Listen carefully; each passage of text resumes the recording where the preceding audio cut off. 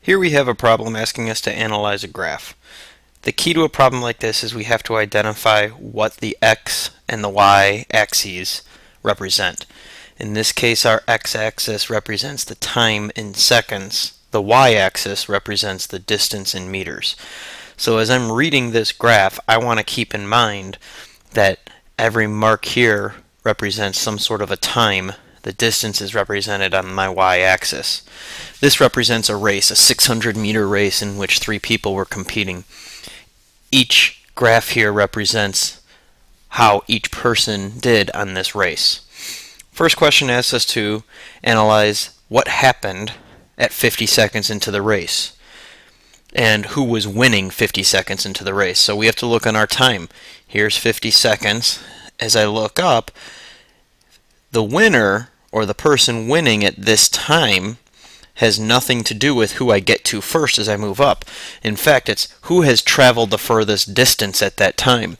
We see that Jamie here has only gone this far, Brad has traveled this far, and Chris has traveled the closest to 600 meters. As we move up the y-axis, we've traveled a further distance. So we can see that at 50 seconds into the race, Chris is actually winning this race. I'm going to erase all of this so we can kind of analyze what's happening on our next question. Now it says at 75 seconds into the race, what's happening? So I find 75 seconds on my graph and I look up. There's a couple of things going on if we look at each one individually. First, we see that there's a change happening in Jamie's graph. And Jamie is starting to go faster. We can tell because as time is moving on, we go from left to right, the distance is getting a lot higher pretty quickly. So first, we can see that Jamie is picking up speed.